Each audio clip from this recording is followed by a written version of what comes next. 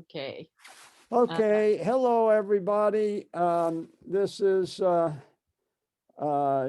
Master of Ceremonies, and now we're going to have Aiko resume her um, talk on Florence. She'd finished with the paintings, and now we're going to do the architecture and statuary and doors. Take it away, Aiko. Okay, I just can you see this slide? Yep. 4 dates. I just want you to keep in mind the sequence of these dates. 1402 was the competition for the north doors of the baptistry, and Ghiberti won that. Brunelleschi was second. Brunelleschi is the guy who built the dome on Duomo, and it took 21 years to make. And in 1415, Brunelleschi invents linear perspective.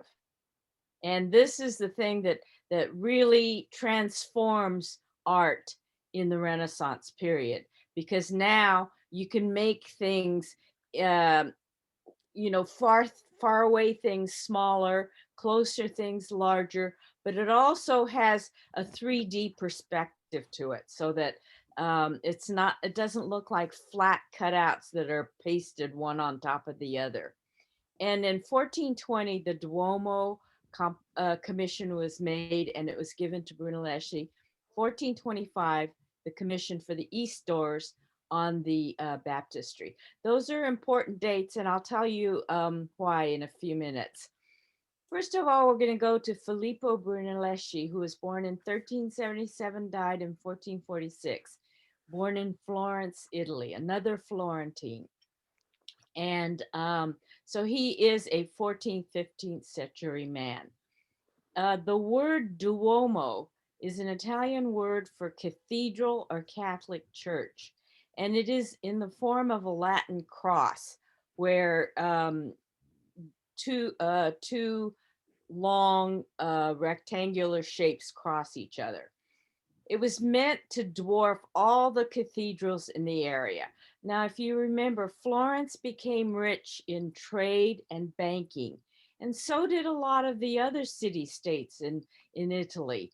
And they were all competing with each other, and sometimes fighting each other, because they wanted to be the dominant city state of Italy.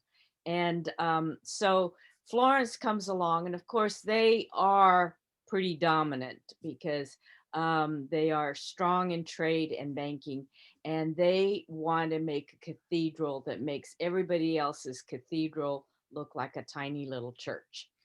The Duomo was started in 1296, and it was commissioned to Arnolfo di Cambio, who was an architect. Now, it was finished about 100 years later. The dome was unfinished. He wasn't commissioned to build the dome. In fact, they had to have another competition so that they can have someone build the dome. And Brunelleschi won the competition. And this dome was the third tallest in the world and the largest masonry dome in the world today. And in order to make this dome stay up, there were several architectural things that he had to do. First of all, I want you to know he was not an architect.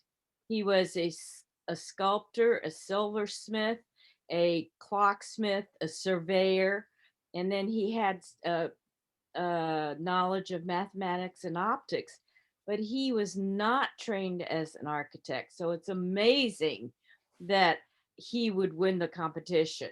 And as you can see, this is a gigantic dome, and he had to figure out some way to make it stay up.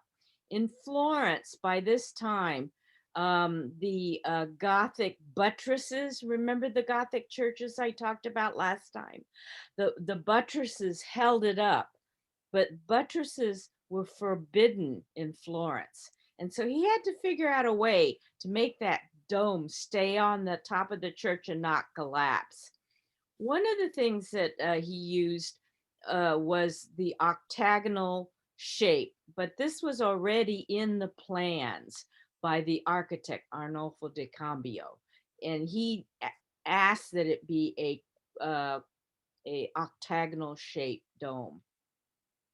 Aiko, question. Yeah. Do you have any idea why flying buttresses would be illegal in Florence?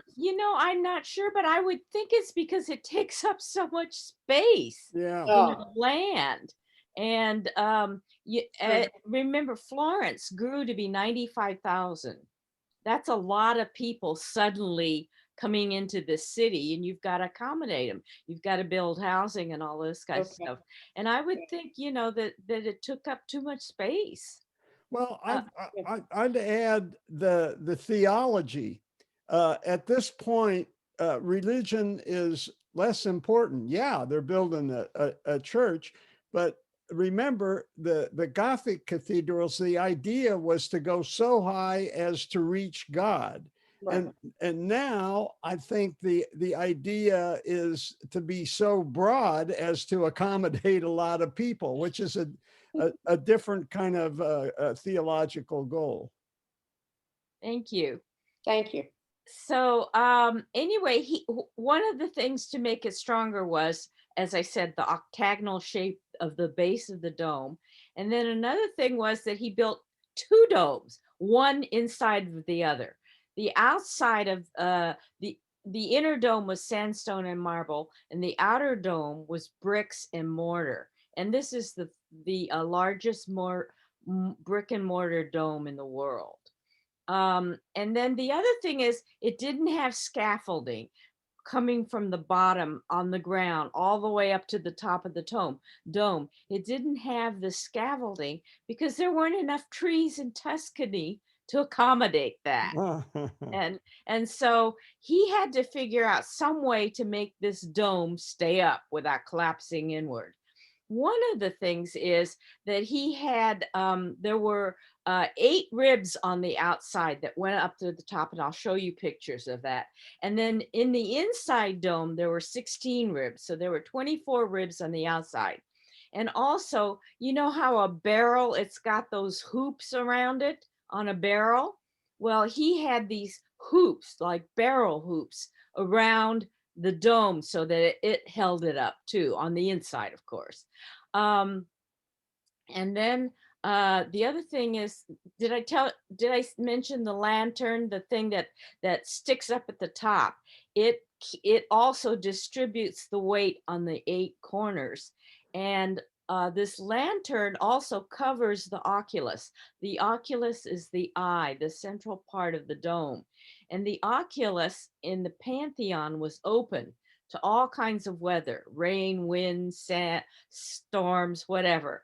But they didn't want all of that elements of nature coming into the church. And so he built this lantern that covered the oculus and prevented that.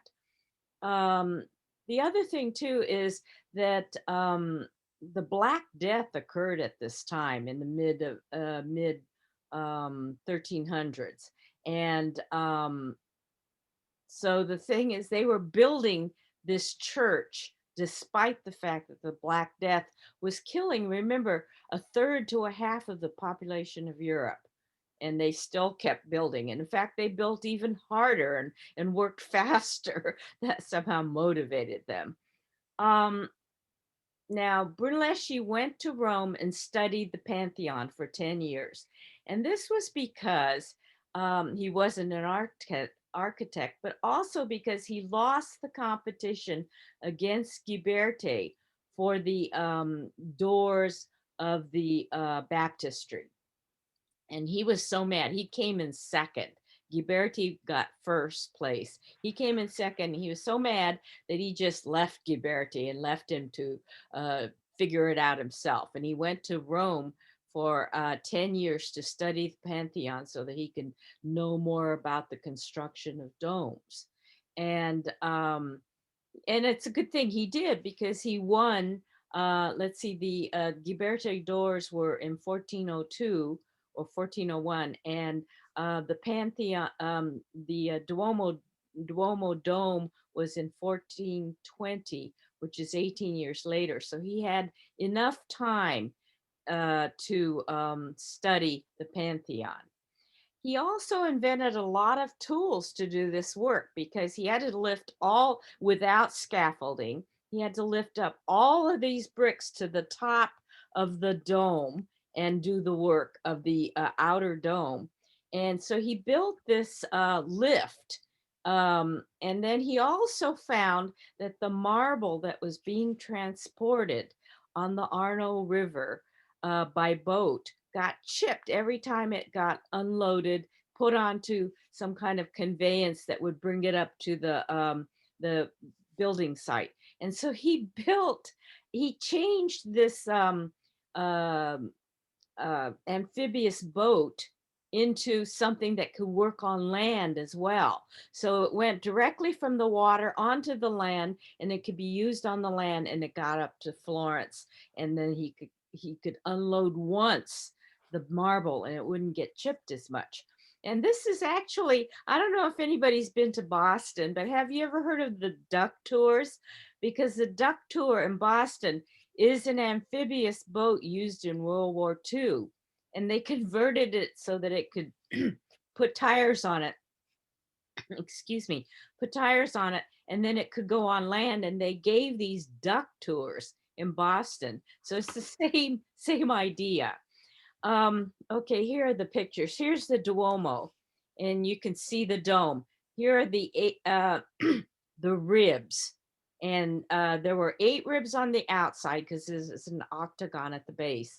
And then this is the lantern, and this is what holds pushes a lot of the weight on the 8 borders, and also covers the oculus so that it doesn't get wet inside. And then there are 16 of these ribs on the inner dome.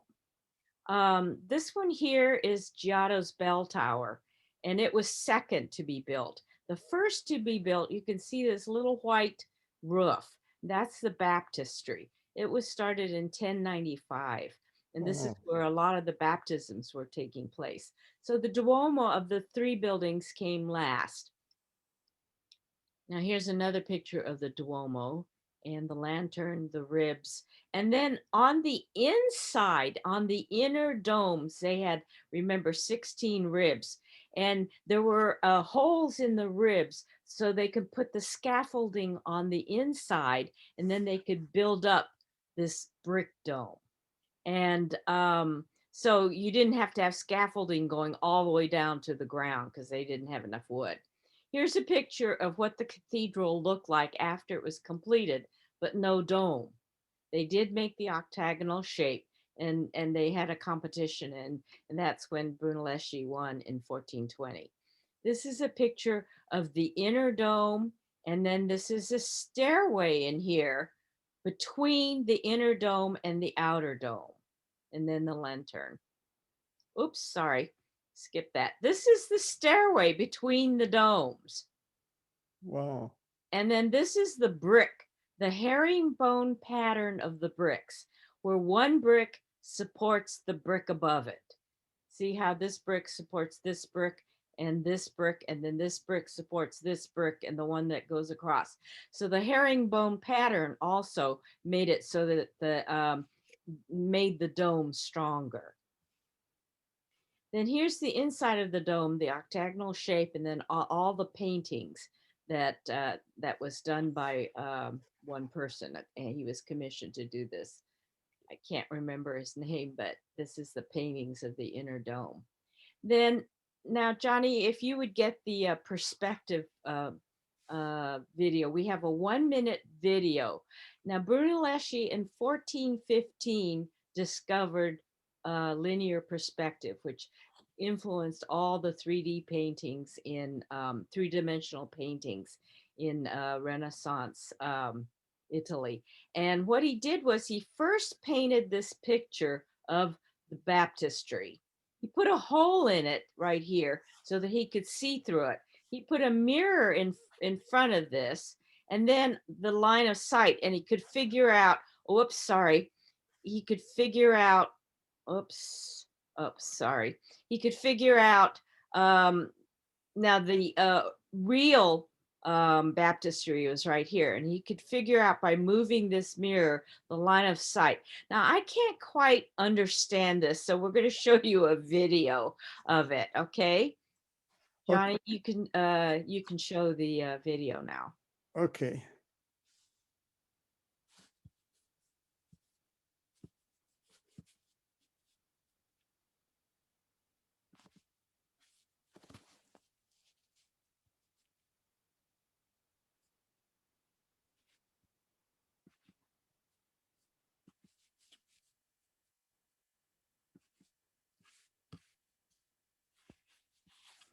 Man.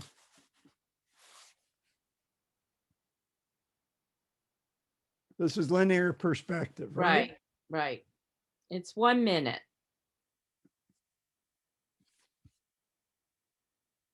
Right. So Brunelleschi develops a system with just a few essential elements, and through these elements is able to construct accurate scientific one-point perspective. They include a vanishing point, which is at the viewer's horizon line, as well as a series of orthogonals or illusionistically receding diagonals. What Brunelleschi then does is he paints or draws an image of the baptistry with linear perspective and puts a small hole in the center of it. He takes that small drawing or painting, puts a handle on it, and holds it in front of his face, but facing away from him. He then takes a mirror and holds it in back of that. Now remember, his painting has a small hole in it, so he can see through it straight to the vanishing point. So he's holding the mirror at arm's length and the actual painting with the hole in it right in front of him for his eye to look through. Right. So you can see the painting's reflection in the mirror. And if he pulls the mirror away, you can see the actual baptistry. And he can bring the mirror back to see the painting, move the mirror away to see the actual baptistry, and see if, in fact, those lines are well coordinated. And it was a very convincing experiment. What Brunelleschi saw in the reflection of the painting looked Okay, you exactly can like stop the reality that was in front of him. This would have the most profound effect on the history of Western art. Virtually every painting stop in it. the Western tradition after the 15th century is responding to linear perspective, either adopting it or very consciously rejecting it for some reason. And within a Okay, if you would show the dome one too. Might as well, since you're there. Okay. Now, Brunelleschi was not an architect. There were no plans for this dome of his. They couldn't find any plans. Irene told me that he destroyed them. But in any case, nobody can rebuild something like this because there's no way that you can look at architectural plans. Okay, are you seeing the map of Florence? Yeah. It's 1418 in Florence, Italy. You've been challenged to build a great dome. Are you getting the sound okay? Yeah. Everybody? Oh, no, Irene's not. I can start. I Did think you I click forgot the to do two- something. Hold forgot on. to Click the two things. I've got there were a couple of buttons I didn't hit. It's cute. This cartoon makes Brunelleschi look like a sweet little old man, you know, kind of a little gnome. But actually, I think he was quite temperamental.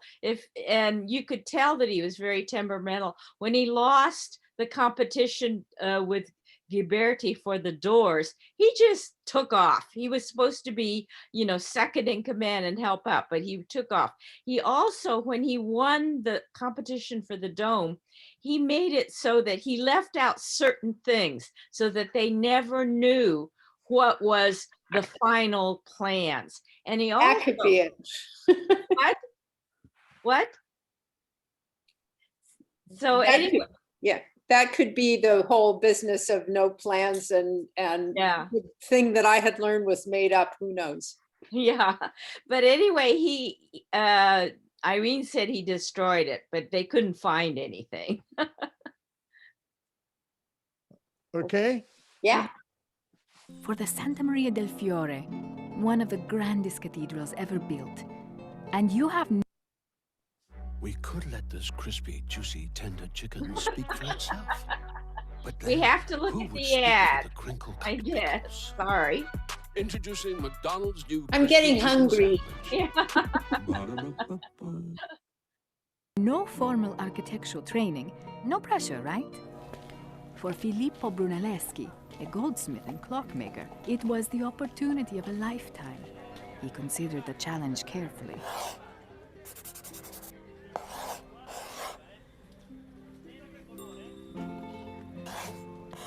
Then proposed a daring plan, using methods that experts don't fully understand even to this day. At the time, domes were often built as semicircles. But the town fathers required that Brunelleschi build an 8-sided dome that would be even taller and stronger. It would also have no central support system to hold it up during construction.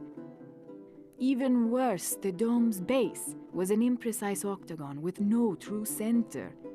But Brunelleschi had that covered.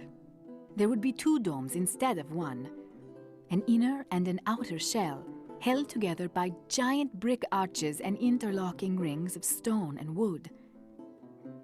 The rings would work like hoops on a barrel, keeping the dome from expanding outward. To move heavy loads hundreds of feet up, Brunelleschi designed ingenious new machines, including an ox-driven hoist and massive lifting devices far ahead of their time. So, revolutionary design?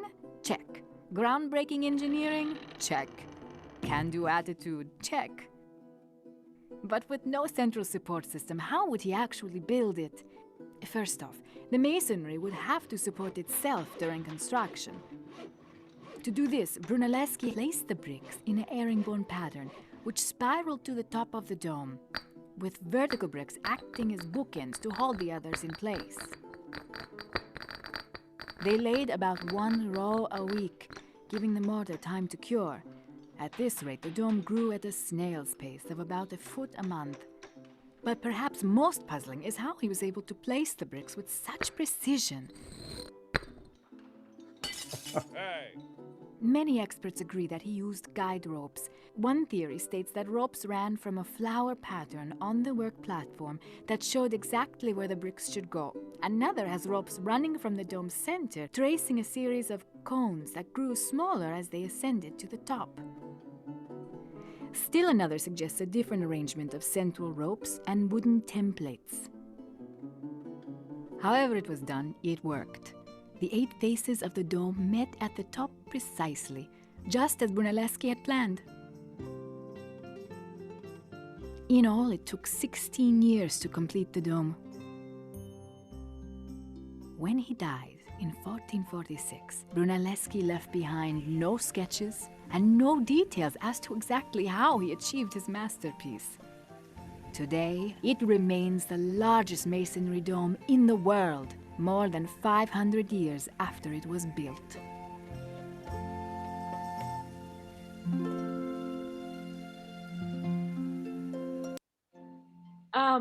Wow, that was great.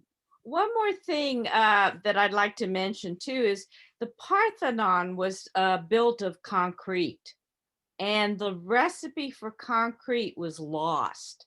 And so he couldn't use concrete. They rediscovered concrete to build St. Peter's in Rome. In the 19th century, Sorry. suspension bridges. They rediscovered concrete to build St. Peter's in Rome. However, if you know, he went to, as I said, went to Rome to study the Pantheon, and the Renaissance, the word Renaissance means rebirth. So it's a rediscovery of all of these things, such as concrete later, not during Brunelleschi's time. And also remember in the paintings of what's his name that made Venus and Mars and Botticelli. Botticelli. The Botticelli paintings, he's bringing up subjects that were mythological figures, which were popular during the time of Rome and Athens. And so the Renaissance is a rebirth of all the things that added to civilization at Roman and Greek times.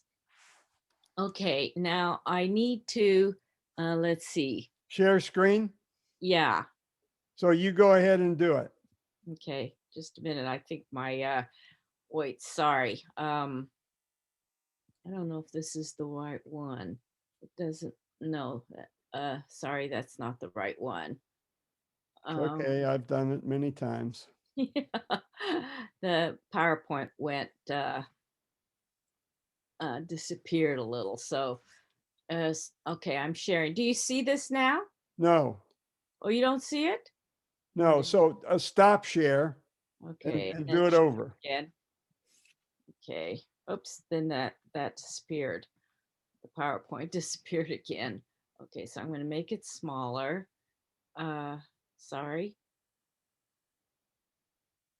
And then I have to find the share screen. And those are checked. Okay, now do you see it? Yep. Okay. Wait, I've got to do the slideshow. Play from, Full screen. yeah, I just did. Okay, so this was the linear perspective. Did anybody understand his moving this mirror back and forth, and the real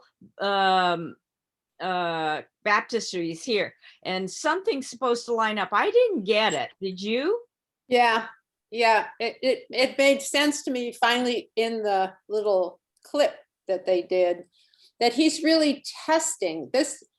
He couldn't have come to this stage. I think this is part of why it's confusing. He couldn't have just done this thing and said, oh, it works. This must have been, as they say, the last experiment is the one that works.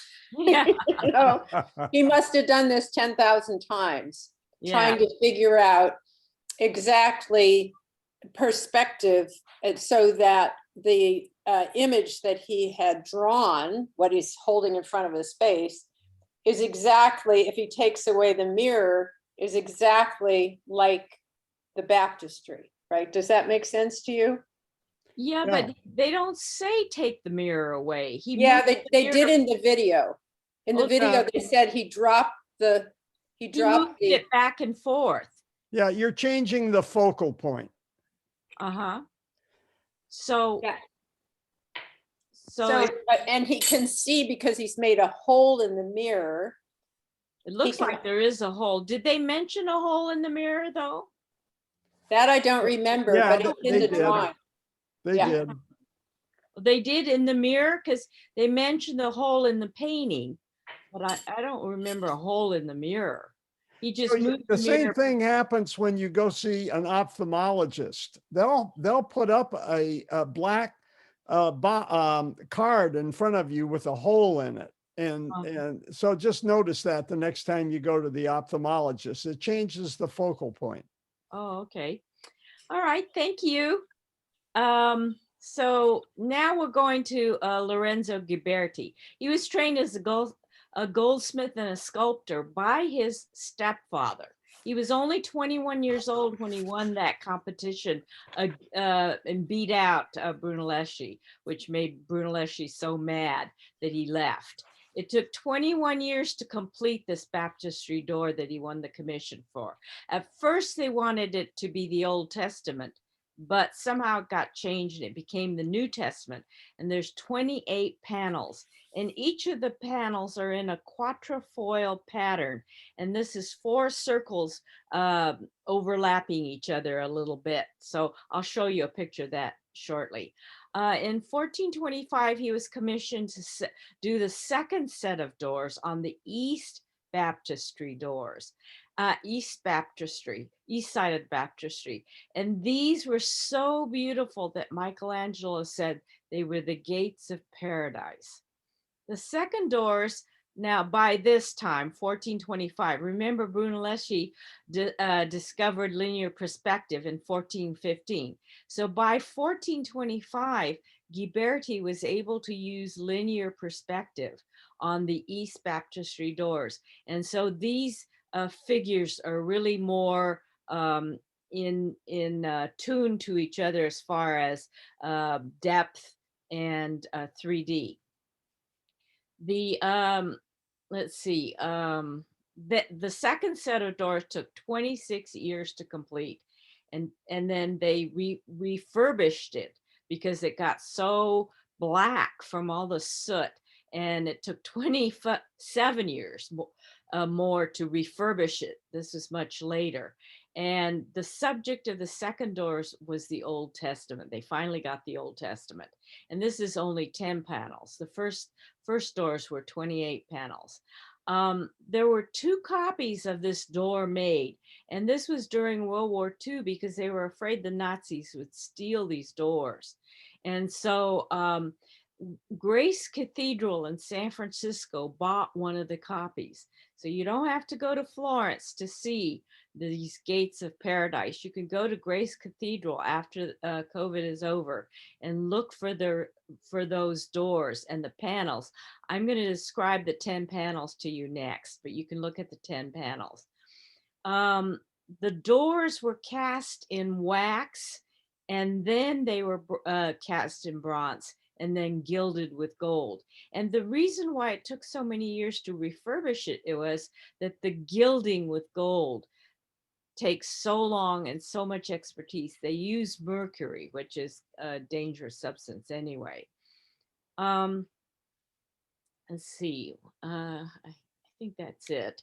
So this is the baptistry, the tiny little building where the baptismals took place. And remember, it had that kind of looked like white rooftop, and it was the first building built.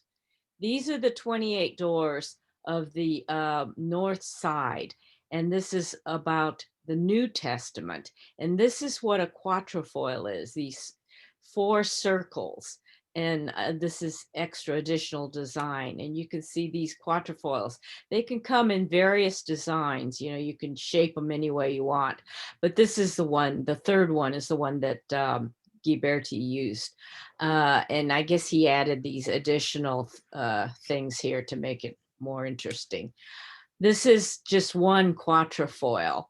And you can see the, oops, I guess this is the tarnished view of it. And then this is the 10 gates of 10 panels of the gates of paradise, as Michelangelo called it, and it's in gold. Oh, here it is. I guess it's not a picture. This is where it's just so tarnished that with black soot that they had to clean it up. And this is Grace Cathedral with the copy of the East doors. Now, this is the story of Adam and Eve. And let's see, let me get my, here, Adam and Eve. And this is Eve coming out of the rib of Adam as she's being created. This is God giving Adam a hand up. And then they are in the Garden of Eden, and this is the serpent around the tree. And then this is the heavenly hosts coming down, and Adam and Eve being chased out of the Garden of Eden because they ate the apple. And I'm just showing you this copy. This isn't quite, it's more visual and you can see it better. I'm not sure how they made this copy. Alamy is the name of the people that did it. But anyway, you could see it a little bit more clearly as to what's happening. The second one is the story of Cain and Abel. And here is Abel, and he's a shepherd, and he's watching his flocks with his dog. And this is Cain, and he's a farmer, and he's plowing his field. I think he has to work a little bit harder, actually, than I think it'd be easier to be a shepherd.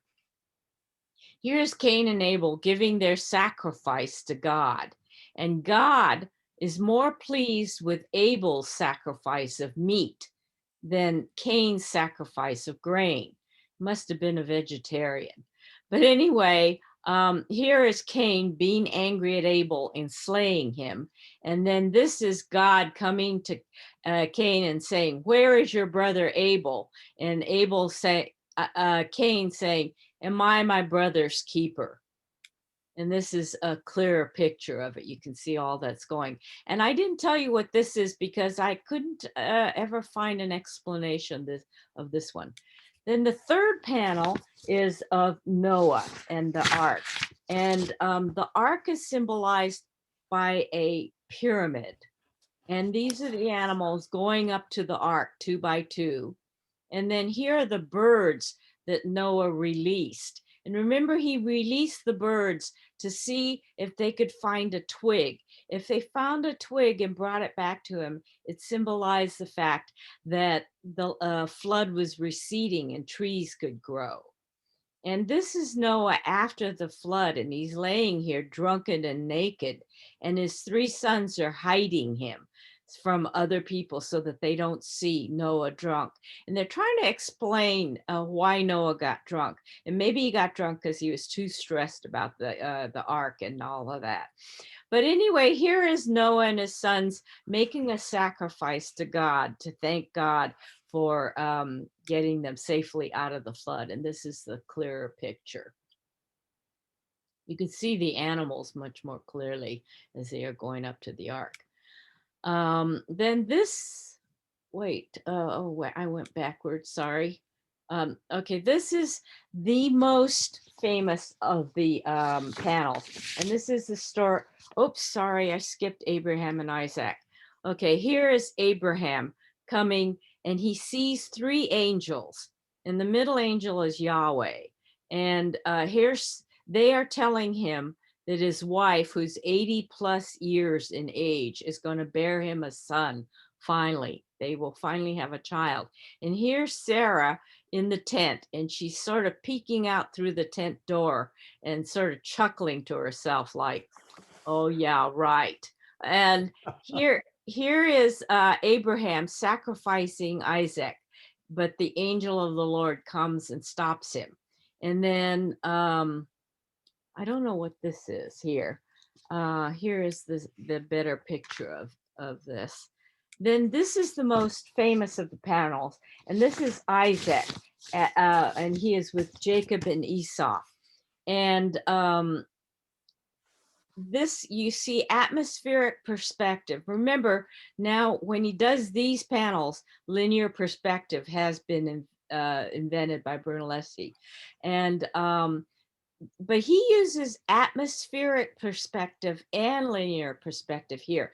Atmospheric perspective is where these figures here and these figures here are a little bit not as heavily chiseled, and they look kind of lighter, and that's because they're further back. And this is Rebecca, Isaac's wife, and she's saying, she's talking to God. She says, what is happening in my stomach? I've got 2 babies in there, and they're jumping around and they're fighting. And God said, oh, that is just something to come. And here is Rebecca giving birth to both of the twins, and the ladies that are ladies in waiting coming to help her. Then here is Isaac, and Esau is his favorite. And he is telling Esau to go out on a hunt and bring him back a bowl of stew. So here's Esau in atmospheric perspective, to be further away. He is going out on a hunt to bring back his father meat for his stew. But then he comes back from the hunt and he sees his brother Jacob with a bowl of stew, and he's so hungry from having returned from the hunt that he sells his birthright to his brother for a bowl of stew. And then here is Isaac blessing who he thinks is Esau because he's blind. Here's Rebecca giving Jacob a bowl of stew and says, go and get your father's blessing. Give him this bowl of stew. And Jacob is giving his blessing to Isaac is giving his blessing to Jacob because he thinks this is Esau. He just sort of feels around him and touches him, and he seems a little hairy because Esau is hairier than Jacob. And then this is 2 dogs in this photo. One's a hairy dog and one's a smooth dog to symbolize the twins. And this is supposed to be the clearer picture, but doesn't seem clearer than the last one. This story is about Joseph and being sold into slavery. And on the right is Joseph as he's being sold into slavery. in back of them is this gigantic granary, and these people are getting lots of food out of the granary. These are Egyptians, and they are coming here to the granary because there's plenty of food. But then eventually a famine occurs, and they have to go to Egypt. The Israelites have to go to Egypt to get some more grain. And Joseph recognizes his brothers, and his brothers do not recognize him. And so he wants to test his brothers, and he puts this cup in Benjamin's sack of grain. And he accuses Benjamin of stealing his cup. And the brothers go, no, no, no, don't do that. We'll take the punishment because Benjamin's our father's favorite. We want to bring him back safely to our father. And then up here, an atmospheric perspective, is Joseph revealing himself to his brothers. This is a clearer picture of what's going on here. Now, this is the Moses and the Ten Commandments. Here on the left, I can't see the baby. It must be somewhere here. One of the ladies must be holding it. But this is Moses being discovered on the river in a basket. And then this is the people being terribly frightened because the plagues are coming to Egypt. And then this is the people rejoicing because now they are released because of the plagues. The Pharaoh releases them and they are free to go to the promised land. And then here is Moses receiving the 10 commandments from God. Here's a clearer picture of that story. Then the 8th story is about Joshua and the fall of Jericho. And here is the Ark of the Covenant. And the people are crossing the river. The Israelites are crossing the river to go to Jericho. And here they are up in Jericho. And you'll still see more clearly on the next picture, but you can see as they blow their trumpets here, the walls of Jericho crack. And then right here, they are rejoicing because Joshua will be able to lead them into the promised land. And they are gathering stones so they can make a offering and memorial to God for thanking him that they are being released. And this is a clear picture. And in here, you could see the walls now, they are having cracks. And this is after they blew their trumpets. The 9th picture is David and Goliath. Here's King Saul, and Saul is not the rightful king of the Israelites. And he is fighting the Philistines. Back here is the city, and it looks a lot like Florence, actually. And here is the battle scene between the Israelites and the Philistines. And it looks apparently a lot like the battles that were taking place between the Venetians and the Ottomans. And then here is David slicing the head of Goliath off. And then between this crevice of these two mountains, you can't really see it very clearly, but you could, it's David carrying the head of Goliath to Jerusalem. And this is the supposedly clearer painting, but I can't quite see that yet. And then this is the 10th panel, and this is the marriage of Solomon to Sheba. Solomon is marrying Sheba, who is the Pharaoh's daughter. And these are the musicians playing for the wedding. And this is the people that this is the two mothers who are fighting over the baby, and Solomon makes a decision to cut the baby in half so that each mother can have one half of the baby. But the real mother says, no, don't do that. And the other mother says it's okay. So he knows who the real mother is, because the real mother doesn't want her baby cut in half. And then you can see linear perspective. Apparently the top of this is the vanishing point. And this is a clearer, supposedly clearer picture. So that is the end of the slideshow. Are there any questions? Those are beautiful. I didn't remember, what did you say the difference is between atmospheric and linear perspective? Atmospheric perspective were those pictures that were really vague. You know, they weren't as deeply incised into the bronze, whereas the linear perspective is much clearer, and you could see the figures, you know, some are closer, some are further, and you could see them in three-dimensionality. Ah, okay. So it's great to hear what those panels actually mean, because if you don't know your Bible, which I don't know the Bible at all, it's just it's like, wow, well, I don't know what's going on here, and why are they stacked on top? I have to travel with a good Catholic. Yeah. That's me. That brought back so many of the stories. I learned all those stories. Yeah. Yeah. Amazing. Amazing. And just, I will never go into an old church again without really looking at the time it took. Oh, You yeah. know, it's like, and what did I say? An inch or no, a foot? A foot per month, was it? I think it was like, Per month, yeah. But you know, I mean, that dome didn't take nearly as long as the doors of Ghiberti. Ghiberti's doors took 20-something years for the first one, and then 26 years for the second one. And you know, if he had won the competition, he wouldn't have even been able to do the second set of doors, because he was dead by the time Ghiberti finished.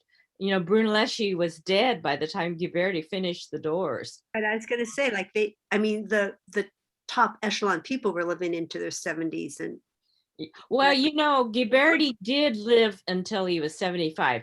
Brunelleschi, I think, died when he was 69 or something like that. They lived pretty long for those days. Incredibly long, because the workmen, I think, were dying like when they were 30. Yeah. So the workmen never saw their work completed. And the Black Plague was going on. So how they survived that is amazing. And, you know, yeah. They weren't practicing physical distancing. No. I do have a question though. You know, the bricks, how come they don't get dislodged with time? You know, even if they have that remember scatter. the barrel hoops, there were ribs, you know, that went on the outside. And so those things held it together, compressed. And then also the building pattern of the bricks. Remember, the bricks were bone pattern, so one supported the other. And then with time, doesn't that get dislodged or something? I mean, I don't know if they have earthquakes. Do they have earthquakes in Florence? Well, I don't know. But I know there were these chains he had also. I forgot to mention those. And they were supposed to be in the inner dome. Okay, the outer dome, pretty much, you know, if it collapsed, it wouldn't collapse completely down into the cathedral, because it had the inner dome. But there were chains around the inner dome too, but they couldn't really see them. They tried X-ray and all that, and they said it was so deeply embedded they couldn't see the chains. So I don't know. I mean, and we don't have the plan, so we don't know. Yeah, we don't know. I think what you're talking about is also just the natural degradation of brick over time. Like, so these bricks are like by, you know, how many 700, 800 years old. And that's what's, I think, amazing. Yeah. I mean, did they like impregnate them with plastic or something? Like, why aren't they just falling? How come they don't have rats, you know, chewing at the Well, did you notice in that picture where I showed you the herringbone pattern, some of the bricks on the inside, I think that was, you could see they were chipped, you know, so you would think they would be chipped on the outside. But I'm sure they must have done a lot of exterior work to make it, because the picture of the dome looks pretty, pretty smooth. So they must have had to do some work. Right. Wow. And I thought it was cute too in that cartoon, as he was doing the herringbone pattern on the bricks. One brick fell. Ouch. What year was that completed? See, it was started in 1420 and took, I forget how many years, 21 years or 26 years. I can't remember how many years it took, but So somewhere in the mid 1400s. So that's crucial because remember in 1453, the Ottomans conquer Constantinople. Now, the other model for a dome is Hagia Sophia, which is also an octagon.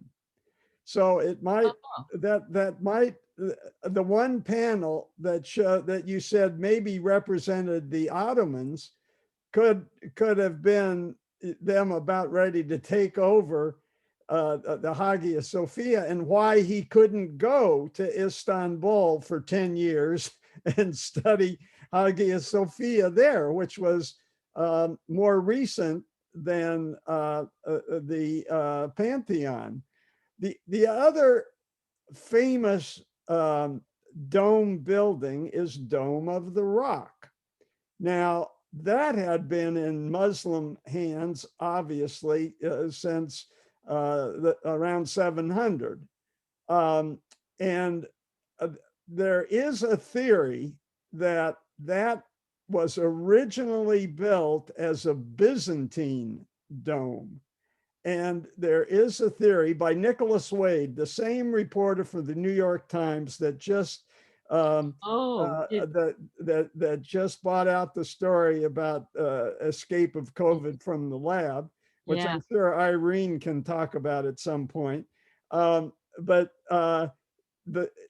Nicholas Wade looked at a theory that he risked having a fatwa against him by saying Mohammed, the theory is Mohammed never existed and was invented by the Abbasids 100 years later, and that Byzantine church was actually built by a Christian Arab warlord. So very complicated, but also an octagon that was built a little after the Hagia Sophia. So octagon domes have a very interesting history. Well, and also, you know, when I was looking, when they showed in the cartoon the two domes and then the lanterns sticking up, it kind of looked Muslim. You know, those domes, the Islamic domes, they're not round, completely rounded. They go up a little bit. They got that little peak on top, right? Yeah. Right. So, Aiko, I think you lead us over to a field trip to Grace Cathedral. And the panels that I would be particularly interested in seeing again, of course, I is, know. an 80-year-old who's still sexually active.